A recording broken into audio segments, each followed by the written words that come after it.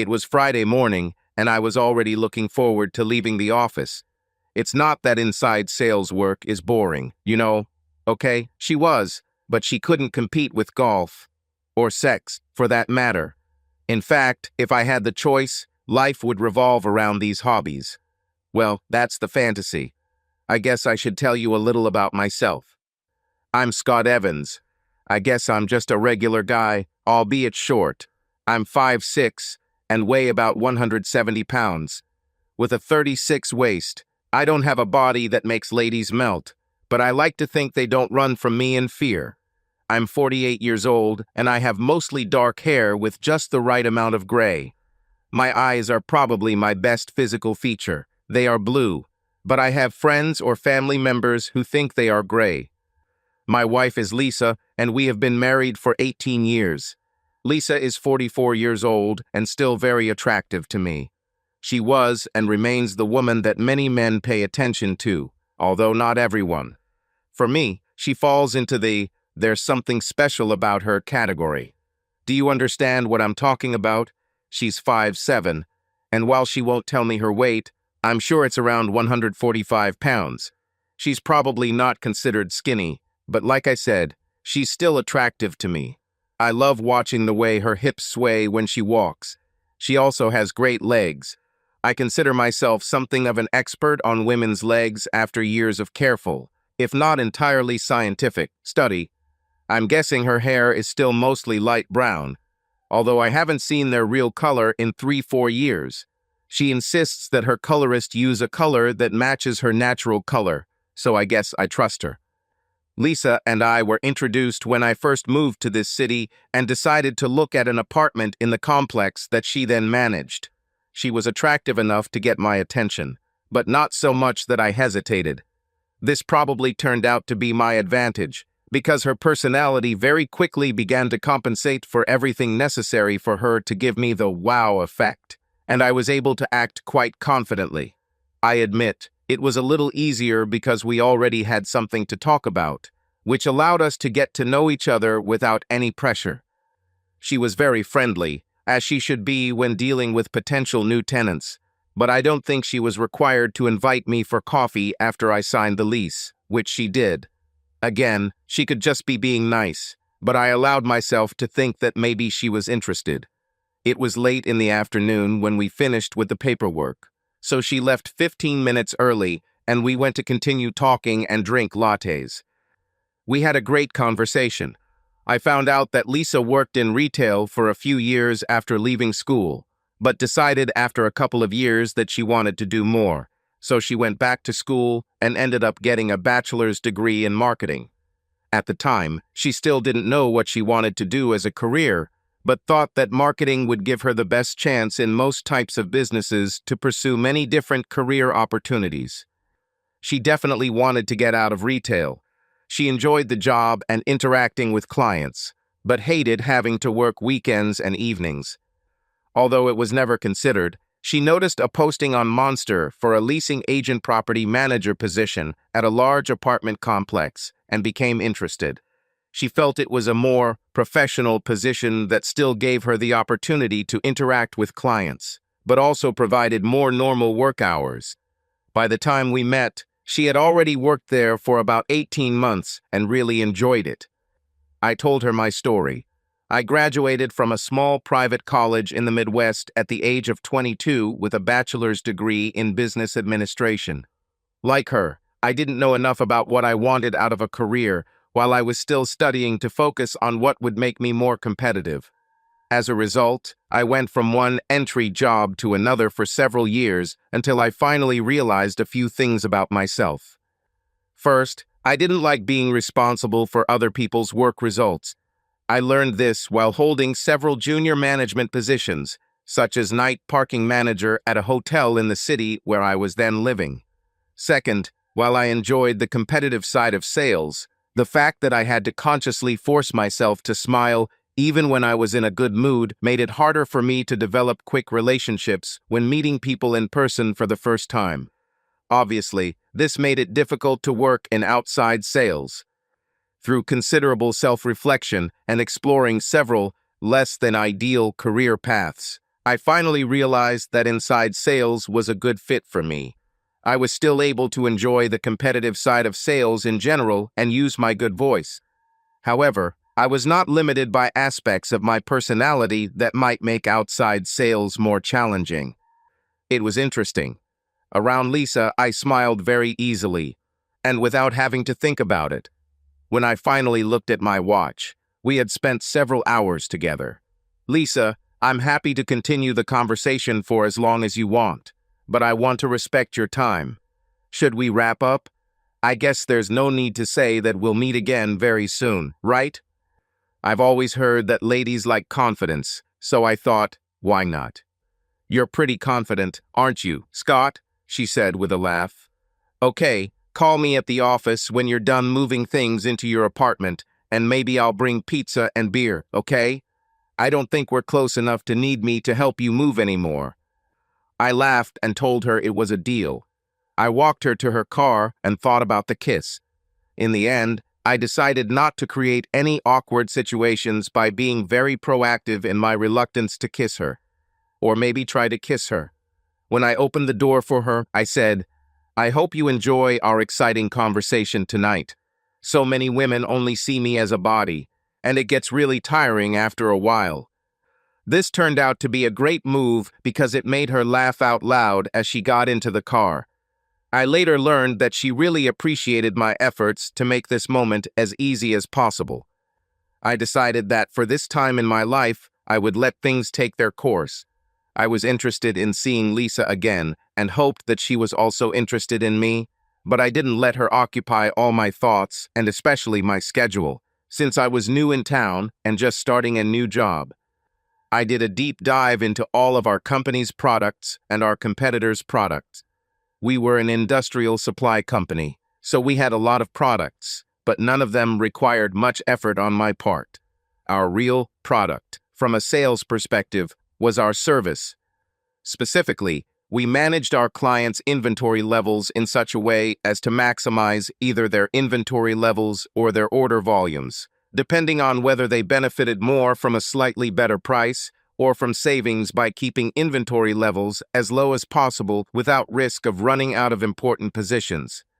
I must have been one of the few people who came to realize what a real competitive advantage we had, because I became our company's top salesman within about 18 months. But enough about work. I'm sure you're more interested in how the relationship with Lisa developed. As I hinted earlier, I was Mr. Cool with Lisa. I made a legitimate excuse to pop into the office in a couple of days and told her how much I enjoyed our conversation and that I would like to do it again, but did not commit to anything specific. I wanted to make sure she was interested. About a week later, she stopped by my house right before leaving work on a Sunday afternoon to make sure I knew about the pool complex's mixer the following weekend. Since she could just call and the whole complex was covered with posters advertising the mixer, I assumed that this was a sign that she was interested in further meetings. Thus began our relationship, which in many ways was a textbook example of how experts say a romantic relationship should begin. Although we were both clearly interested in each other on a romantic level, we took things slowly. Honestly, this teasing, so to speak, was fun. We saw each other once every couple of weeks. I was definitely looking forward to our next meeting and hoped she felt the same. We also talked on the phone once or twice a week. Most of the time we spent together could be described as very informal. We were both what you might call home buddies, although I hate that term. We had as much fun watching one of our favorite reality shows together as many would get from going out for a nice dinner and dancing. She understood my dry and sarcastic humor, which was an added bonus. As I mentioned earlier, we also had a great time without getting physical for quite a while in the beginning. Well, let's not get carried away. I would never want to go back to it, but it was cool at the time and for a while, and I always thought it defined us as a couple in some way. We had a sort of comment-switching game along the lines of the one I described earlier, in which I was so proud of being just a body. Gradually, our time together became more and more frequent until we were spending several evenings and/or lunches a week together. the fun we were having without progressing to physical intimacy, even though the chemistry definitely seemed there, began to feel almost awkward. I think we went on like this for so long that neither of us knew how to break the cycle. It ended one day when we took Lisa's dog, Sophie, to the dog park. No one was sure what breed Sophie was, but the popular description Labrador mix was often mentioned. We were walking back to the car from the fenced-in play area, and apparently I stepped on a loose rock or something and fell. Of course, being me, I made it as funny as possible. Lisa started laughing hysterically, and Sophie ran over and started licking my face, or in dog lover parlance, giving me kisses. "This must be the first kiss you've gotten in months," Lisa exclaimed, laughing so hard that she almost burst into tears. "Well, if I can't get it from you, then I guess I'll have to settle for what I get from Sophie." As soon as this comment came out of my mouth, I panicked. It came without hesitation, and Lisa could have responded to it in a variety of ways. I, of course, hoped for an answer in a light and humorous tone. I was definitely surprised by what she did next. She knelt down and then straddled me. She might have said something like, "I didn't know you were waiting for me, but I'm not sure." However, she immediately covered my mouth with hers and proceeded to give me the most passionate kiss I had ever experienced in my life.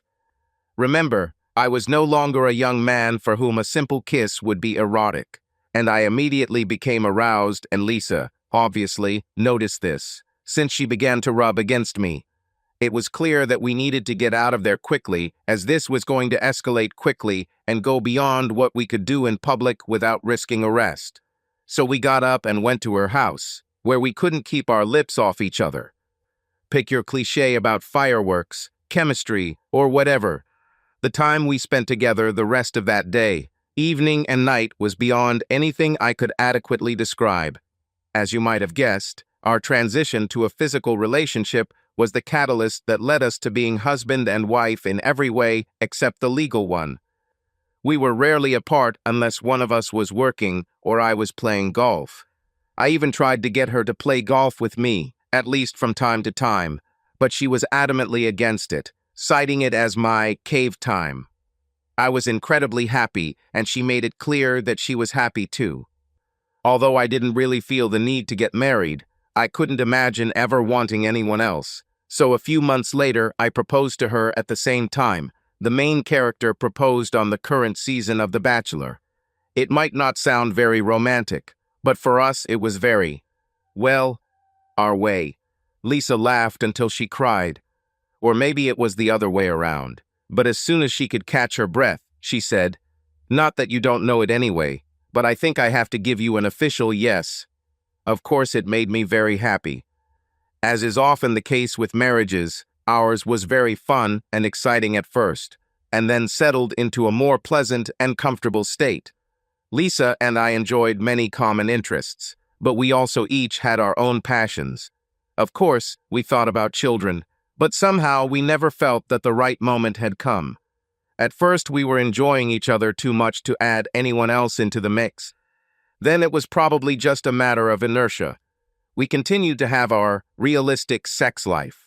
We went through a typical progression from more than twice a day to 2-4 times a week to several times a week. I was fine with that. I was already 46 years old, and my libido was no longer what it used to be. I still really enjoyed our intimate time together, but didn't need it all the time like I used to, and I think Lisa felt the same. We experimented with different positions, role plays, dirty talk, etc. At an early stage, it was fun to experiment with, but we found that the more basic positions and actions gave us just as much fun as those that might be considered more wild or exciting. About 2 years ago, Lisa began to change a little. It was so gradual and subtle that I didn't even notice it at the time. She became less interested in sex and rarely dressed at home in a way that would attract my attention.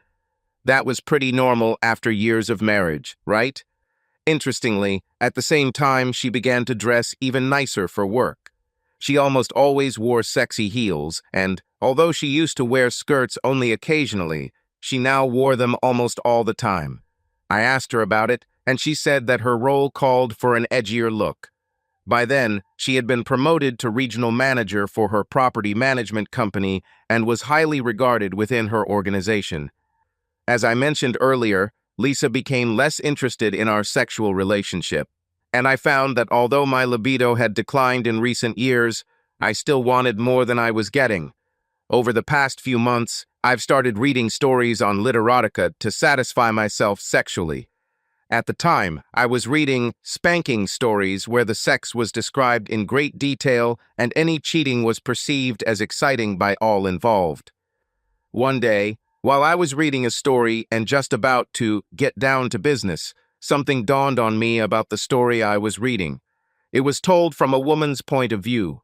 The main name of the protagonist was Linda. She was from a city just a few hours away from us. She had been married to her husband, Steve, for 2 years less than Lisa and I. Linda was the CEO of a property management company, and Steve worked in sales support for an industrial equipment supply company. Linda was 5'9" and weighed 130 pounds with gorgeous dark hair and blue eyes.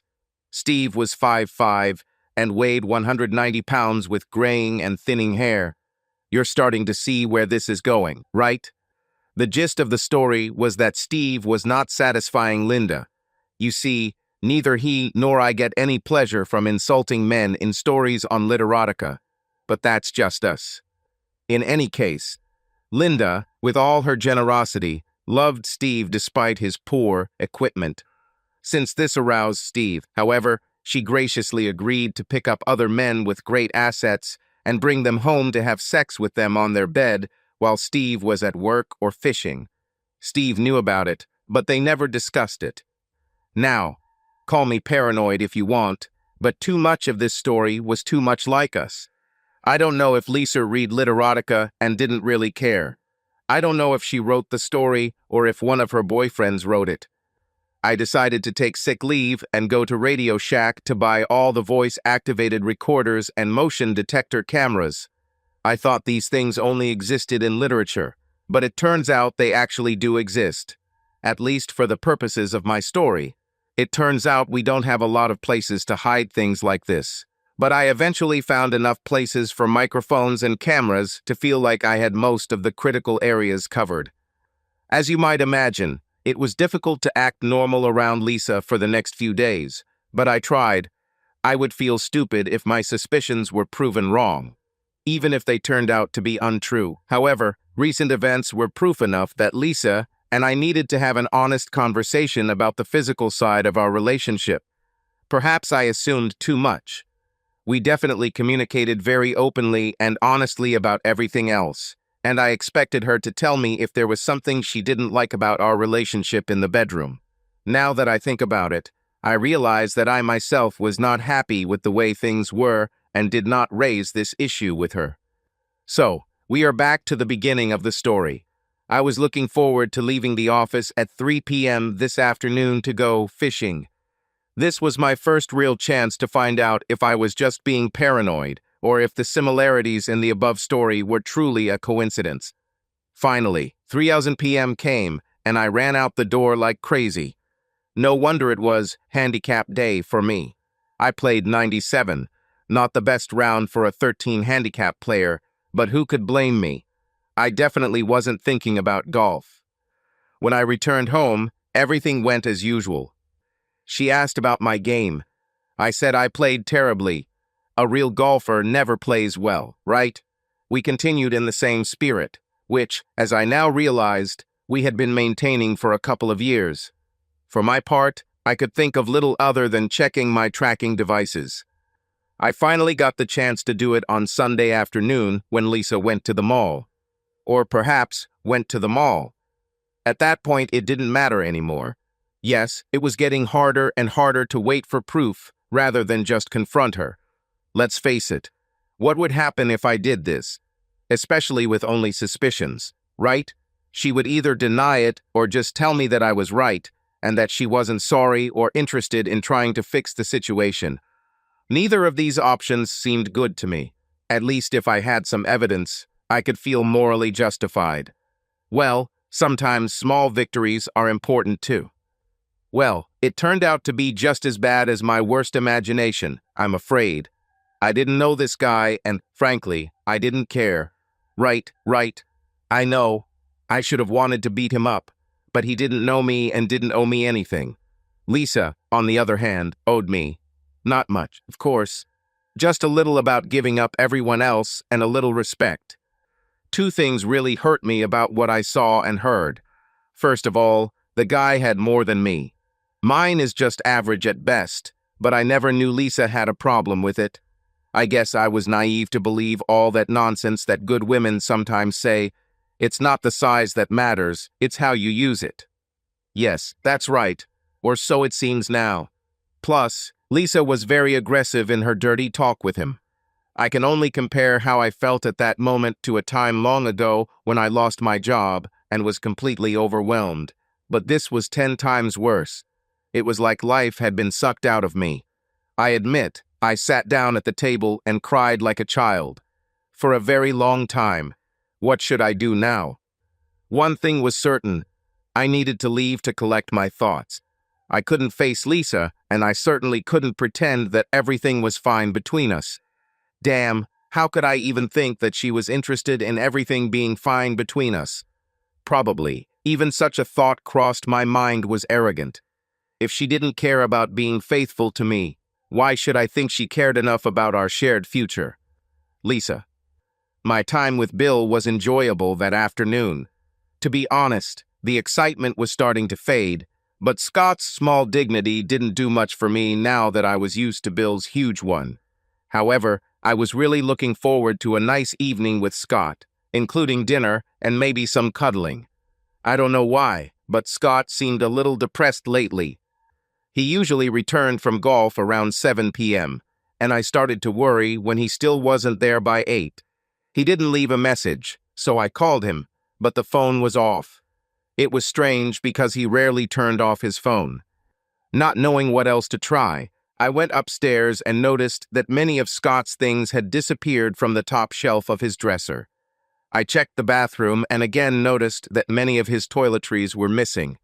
Concerned, I checked his closet and found that many of his things were missing. Now I was in a panic. That's when I noticed his wedding ring left on my dresser, seeming very lonely and quiet, but saying a lot. How could he know this? Now that I thought about it, it didn't even occur to me that he might find out or what might happen if he found out. I know it sounds unbelievable, but it's true. Or, perhaps more likely, I stopped thinking about such things or feeling guilty about what I did a long time ago. I remembered how it started with Bill. He was also married, but he showed great interest in me, and it was so flattering. Scott never gave me a reason to look elsewhere for attention, but still, having someone new and different take an interest and be attracted to me was incredible. When he finally managed to convince me to sleep with him, I have to admit, it was better than anything I had ever experienced. I was always very happy with Scott, but as I mentioned, Bill was so much more. Over the past couple of years, I have to admit that I have lost interest in sex with Scott because of what I was getting from Bill. This realization also came to me only now. I left several voicemails for Scott, but it was obvious that he had no intention of calling me back. I had no way of knowing where he was or what he was doing. Will he file for divorce? If so, do I really care? Even though it was hardly my choice, I had to decide what I wanted. If I wanted to keep Scott, I needed to figure out how to get him interested in staying with me. Scott wasn't a man to shout and brawl, but this might put that to the test. I finally went to bed when it began to get light. I don't know if I slept at all. All I know is that this whole weekend was nothing more than a nightmare in which I felt a heavy lead ball in my stomach. Bill tried to call me a couple of times, but I ignored his calls. I returned to work on Monday, but carried out my duties like a dream. And Tuesday too, by the way. Finally, on Wednesday evening, Scott called. Scott, I guess you found out. I'm so sorry. I'm so sorry. I didn't mean for you to find out this way. Hell, I don't even know how you found out. Well, I think we've got one thing figured out. You're not sorry you did it. You're just sorry you got caught. That's not what I meant, Scott. I bet that's exactly what you meant. Tell me why you did it, what was missing in our relationship, and why I couldn't satisfy you in bed, Lisa. Then maybe we'll have something to talk about, if you're interested in talking at all. Do you prefer divorce? No, I can't honestly say that I can give you a good answer to any of these questions right now, except one. I definitely don't want a divorce. Okay, call me when, and only when you can answer these questions. Then maybe we can figure out if we still have a we and what to do about it. Okay, Scott, I'll call, and thank you for being willing to talk. Scott, as I mentioned, wasn't usually the type to fly into a rage, but I was still surprised at how calmly he took it. It seemed like we still had a chance. The conversation, of course, showed that I was woefully unprepared to answer difficult questions to which he had a right to know the answers. I decided to take the next day off so as not to be distracted by work issues and think about it all. My feelings were confused. I, of course, felt guilty, but for some reason, and I'm really embarrassed to admit this, I felt sorry for myself for getting caught and for potentially losing Bill. Trust me, I know this won't make anyone sympathetic, but since I got caught, I should be honest. I was sitting at the kitchen table with a notepad and a cup of coffee. I thought about the questions Scott asked me. I think it took hours because I drank almost the entire pot of coffee, and then I smelled something burning. The residue at the bottom of the pot was so burnt that I would probably have to throw out the pot itself. In the end, I had to rely on Scott's love and forgiveness. The truth is that it simply happened because I liked the attention of someone else. I loved and appreciated Scott's attention and love, but I was used to it. Although he was not inferior sexually, the reality was that sex with him was no longer the same as it used to be for me. After gaining experience, and even getting used to Bill's dignity, it spoiled me for the smaller Scott. I cried again when I thought about it. Scott didn't deserve this reality. I kept thinking about what to say to Scott the next day at work and over the weekend. I knew that if I didn't call soon, there would be no point in doing it. But if I didn't have good answers, then there would be no point in doing so. On Sunday afternoon, I finally called. I got to his voicemail and left a message saying I wanted to talk when he was ready. He called me back about an hour and a half later. Hi, Lisa. Scott, thanks for calling back. So are you ready to talk? I don't like some of my answers, but I'm as prepared as I can be. Then how about lunch tomorrow? Go through the drive-thru and get what you want, then meet me at the park. Okay, Scott. What time is it? 12:30, by the pond. See you there. He had already hung up. As I tried to sleep that night, I struggled with what I was going to say to Scott. I had to admit that I wanted to have both. If Bill had been single, might my opinion have changed? I probably will admit it. Sex with him was just so much better. However, it has become less exciting lately. I had to figure out why and what to do about it if I got the chance. By the time I fell asleep, I had a plan. It was a risky plan, for sure, but at least it was something, and I think it was better than nothing. Perhaps it was Machiavellian for me, but the next day I wore Scott's favorite dress. A blue dress that slightly showed off the roundness of my breasts and a skirt that showed off the bottom of my thighs. I know you probably think I knew what I was doing. But, why are we in this situation in the first place? I think I've proven that I don't always think very clearly. At that moment, I decided that it wouldn't hurt. Scott looked reserved as he sat down next to me at 12:40 p.m. He was a few minutes late, but what could I say about that? I waited a minute, and finally he spoke. Well, nothing like making a conversation comfortable, right? I know. I deserve it. Scott, I don't know where to start. First of all, you were the best husband anyone could ask for. I guess that makes everything even worse. I really can't think of anything you did or didn't do that would have led to this. I still don't know how you knew, and it probably doesn't matter, but I never meant to hurt you. Having said that, I have to admit that sex with Bill was good for me. I don't want you to suffer from this, but it's true. With you, it was incredible in the beginning and very good for a long time. It's just better with Bill. That's certainly not an excuse. I know I don't want a divorce. I really love you, although that may be hard to believe after what you just heard. I love everything about our life together. I'm even happy with our sex life. It just doesn't excite or satisfy me the way the rest of our relationship does. I understand you probably won't want this, but could you consider staying together but allowing me to continue my relationship with Bill? My heart sank, waiting for an answer that seemed like an eternity. How stupid and selfish I was for asking this question. Finally, Scott answered. I have to admit I'm surprised. I thought you'd say you wanted a divorce if that's what you thought about our sex life. If I consider this, how can I be sure that you really love me? I was stunned.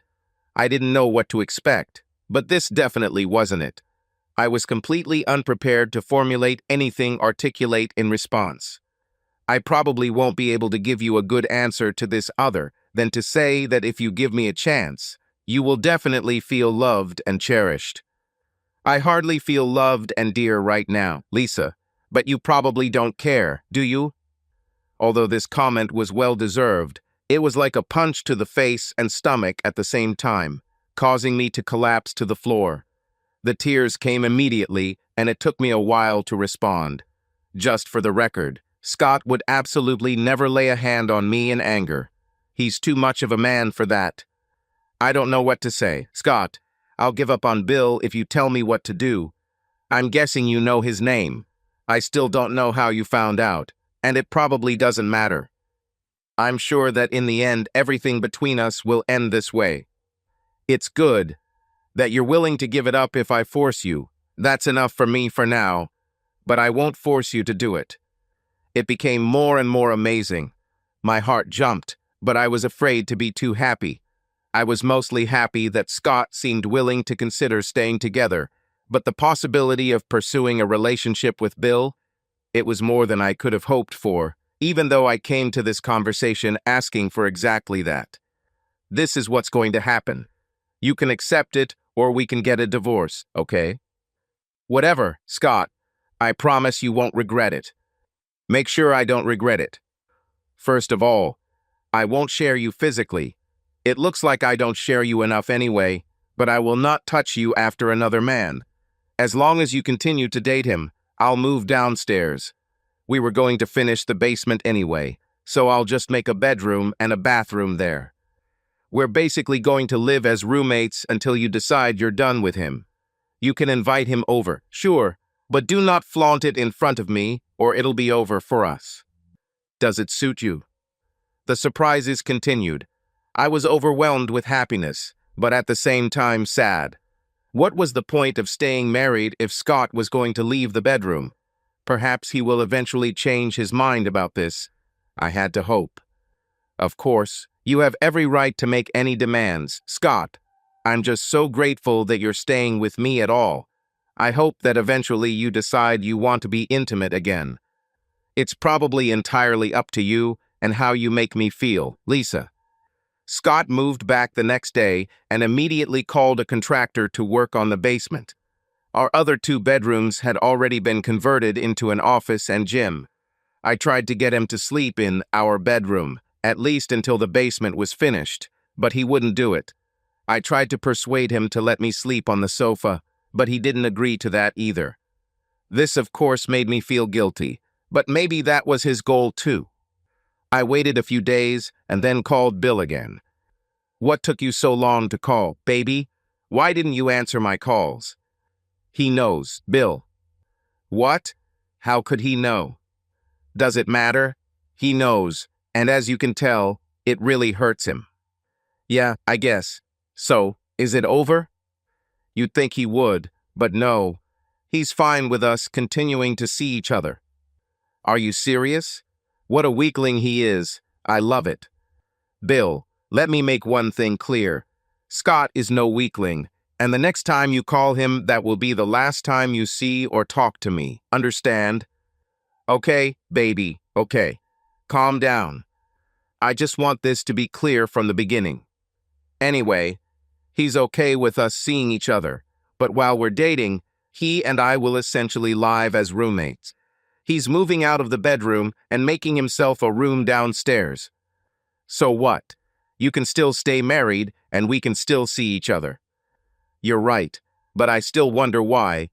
And, to be honest, I wonder why even call it marriage. We agreed to meet the next day at lunchtime, but at a local motel rather than at our home. For some reason, I didn't want to come here just yet. Interesting. Now that I had permission, I wanted to be polite. At least at first. My thoughts continued to spin. Why did Scott react this way? It wasn't perfect, but it still seemed too good to be true. Scott and I saw each other in passing in the evenings, and he was polite. Friendly even, but I could be his male drinking buddy. There was no intimacy, physical or otherwise. I tried to start more personal conversations with him, but he politely changed the subject. I definitely started to feel like I was missing something. I met Bill the next day, and the sex was just normal. I really can't pretend otherwise. I wish I could explain it or change it, but I couldn't. It was like all the exciting parts were gone now that Scott knew. Was it just deception that made it exciting before? Or was it becoming clear that I needed love as much as I needed passion, and passion alone was no longer enough, now that I didn't feel like I had love? As I continued to reflect, it gradually became clear to me that I had what I wanted. Now that I had it, it wasn't at all what I expected. Have you heard about the parent who locks their child in a closet and forces him to smoke a few cigarettes when he catches him smoking? I almost felt like something similar was happening to me. It just couldn't be what Scott thought. Or could it? This would be a very sophisticated form of revenge. I wondered why he didn't want revenge, but maybe he was getting the ultimate revenge. On the way home, I stopped at the bank. I don't even remember why, but I decided to ask for a statement while I was there to make sure my checkbook balances were correct. And I was shocked to find that my balance was seriously reduced. I checked our savings account and found that half of the funds had also disappeared. I asked about this and was told that Scott withdrew half of each account a few days ago. Now I began to feel how serious this all was. I needed to talk to Scott when I got home. "Scott, can we talk?" I asked as soon as I walked through the front door and saw him sitting on the couch watching his favorite college basketball team. On his arm was a puppet parrot with a large red head and a yellow beak, with the letters "Coup" on its blue body. He sat, alternately concentrating and shouting at the TV. He eventually noticed I was there and paused the game. "Don't we love DVRS? What can I do for you, Lisa?" "Scott, why did you take half of our money from our bank accounts?" "Well, I was thinking that until we get back into a real marriage relationship, there's no point in dividing up the finances. Don't worry. There's a check at the end of the table for half the mortgage and utilities." "That's not the point, Scott. It's just another distance between us." Scott thought for a moment and then spoke. "Lisa, I don't understand. You wanted to be able to date other men, but you didn't want to lose anything in our relationship. Remember, I said I'd give him up if you wanted me to. It's not fair, Scott." "Oh, so you didn't want to do it just because it was the right thing to do or out of respect for me. Only if it was the only way to stay together." "Well, when you put it like that, oh my God, this didn't go the way I wanted at all. What should I do now?" I had really opened Pandora's box and was starting to see it now. "Lisa, let me help you with something here. I agreed to stay married because I wasn't 100% sure I was doing everything possible to communicate our needs and feelings to each other as the years went by. I didn't want to just leave, even though you cheated on me, us, without the confidence that I did more than I should have to keep our relationship alive and mutually satisfying. However, understand, despite everything, I may be too young for you. I'm sorry about that, but this is the only one I have. I may not turn you on anymore, but you have to understand that I still have pride and male ego. and I'm not going to tolerate disrespect. What do you think our friends and family will think of me if they find out that you even have a boyfriend? Especially since I know about this and agree to just let you have him and have me at the same time. Sorry, I'm not interested in this. Let me clarify again. I didn't ask before, but how long have you been dating Bill? I wasn't dating Bill, just seeing Bill. Met, seen, slept, whatever. How long? Scott was angry now. The layers of what I had done to him were just beginning to be revealed, and I was liking myself and my situation less and less with each passing hour. I started crying again. Almost a year. A long silence followed.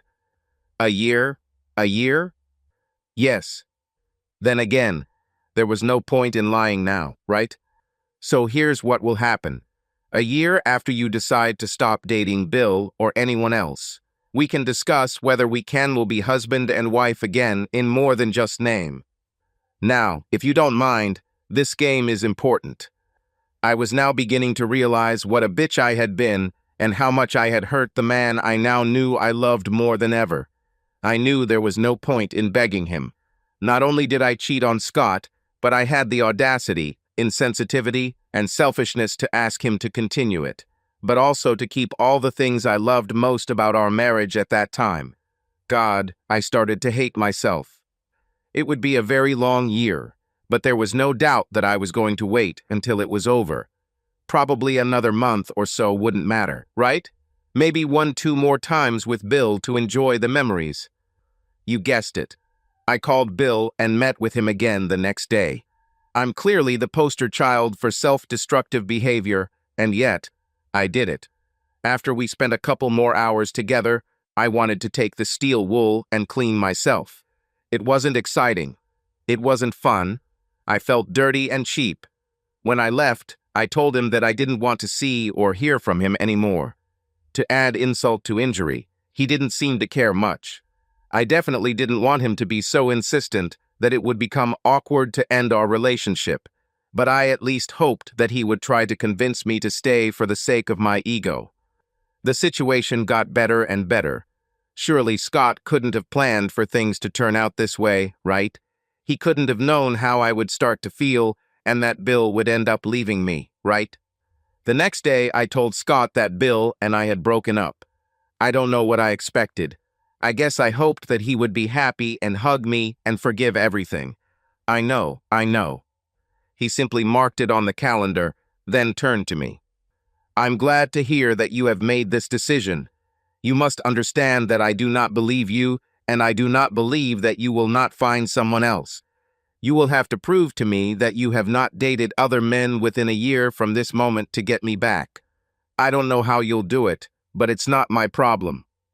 Scott turned to leave and then turned around.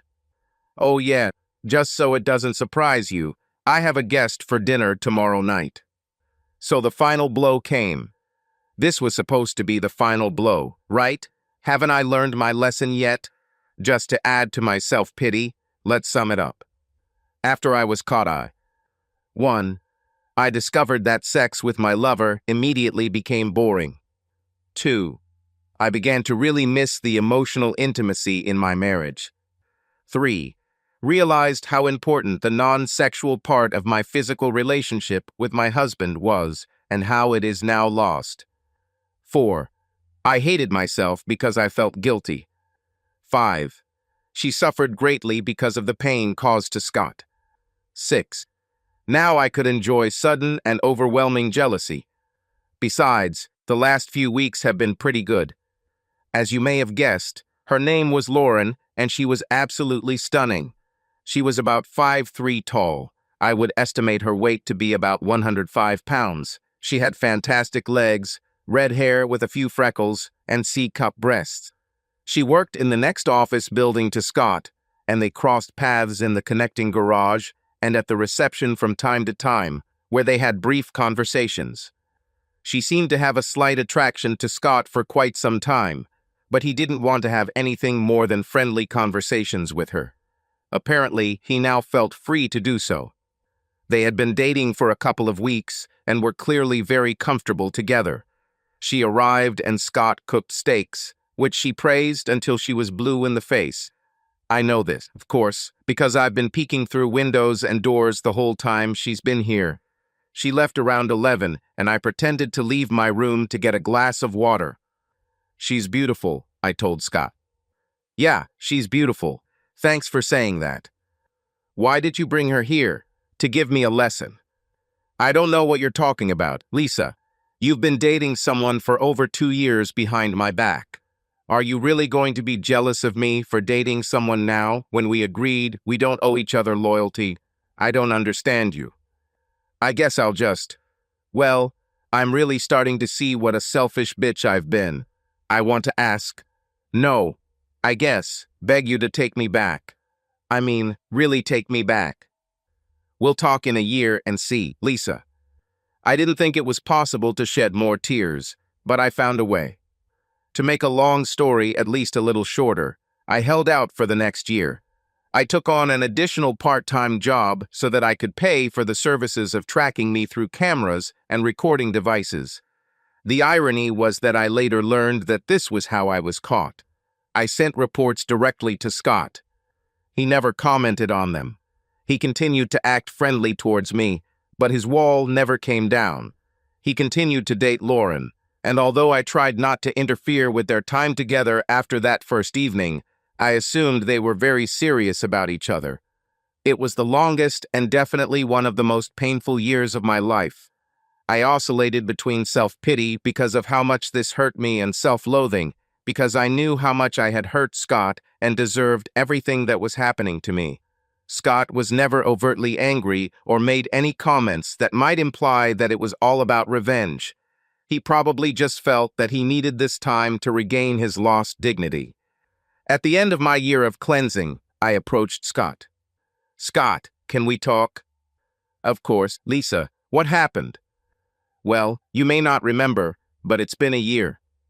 Yeah, I thought about that too. So can we discuss the possibility of being husband and wife again?